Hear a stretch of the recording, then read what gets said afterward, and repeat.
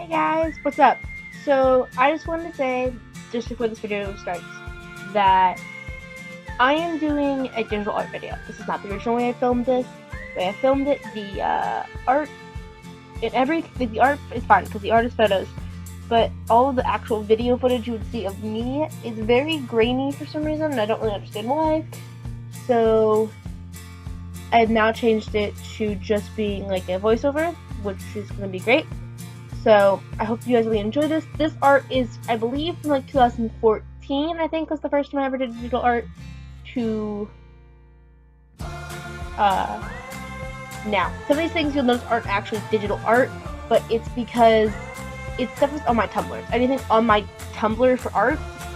So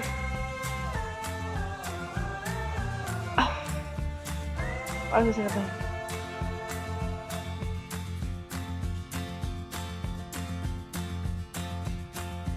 So, I mean, not all of it will be stuff that I use tabs for. Some of it is literally just art that I made and then posted. So, you're getting like a mix of digital and actual art.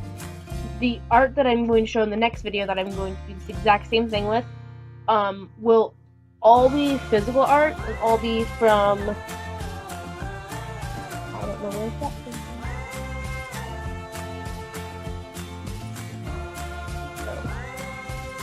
For my sketchbooks. I'm not gonna reach over and get it. It's not happening.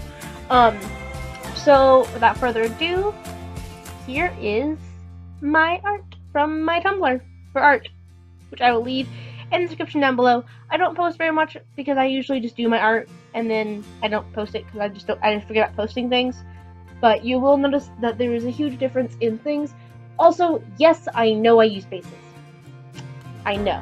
I realize this. I'm the one who did them. I know I use bases. I started out using bases and trying to get the feel for a tablet doing hair and all that stuff, trying to figure out my pressure and my blending and all that stuff before I actually moved on to doing actual bodies and stuff. So you will notice that it looks like I literally traced a face because I did. And I hate admitting that, but every artist has to start somewhere, and I started there and then on. There are some that look very similar to a base, but they are not bases. I are free-handed, but I looked at a reference photo, and that's what I drew. So, again, without further ado, let's get started. See you guys at the end of the video. Well, I guess you'll hear my voice, but I physically see my face at the end of the video. Bye, guys! So this first piece is, I call it, well, I guess I don't really call it anything. It's supposed to be an interpretation of Alice from Alice Madness Returns, which is where the blood, and the blood I say with quotations because it's just kind of airbrushed on her, and the necklace come from, along with the Alice looking dress and the black hair. I tended at this point in my life to, when I drew things, draw them one way and then go do something else, and then at 3 in the morning I'd decide to change something, and then I'd save over whatever I did, or I'd completely make it so that was my my end product. I couldn't go back because I'd physically draw over it, or I'd do a save override of it, and there was no way of going back and undoing it.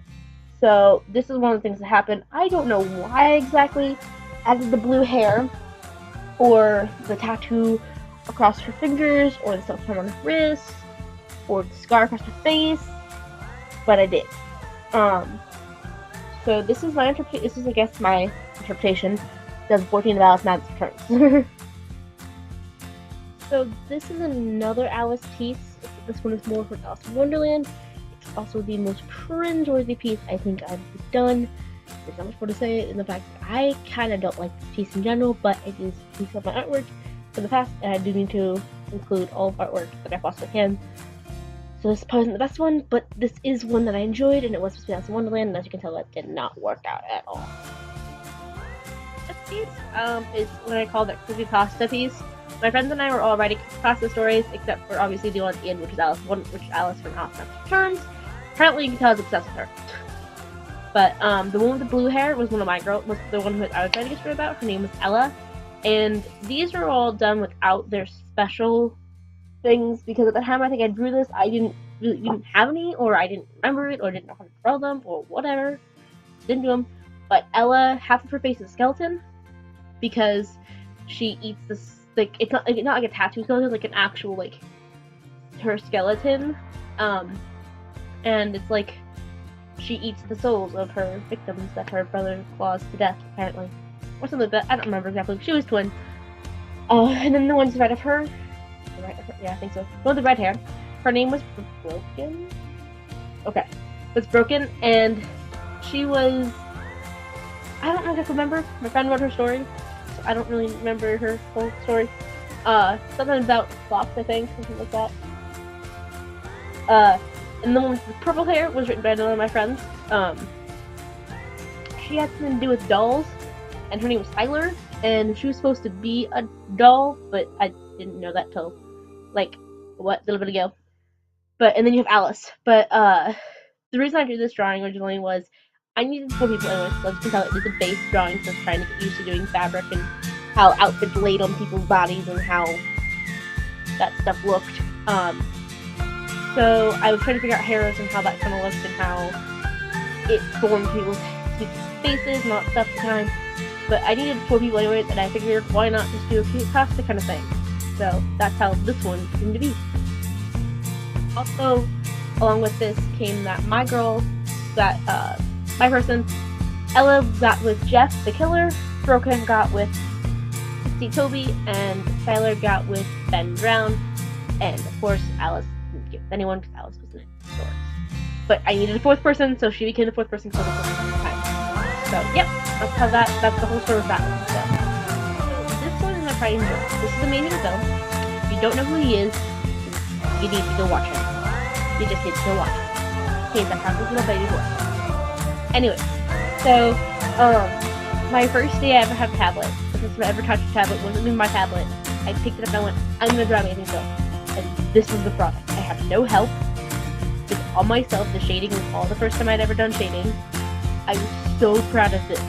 Like, oh my god. This is the first time I wasn't even looking at reference from it. This is literally just from my head.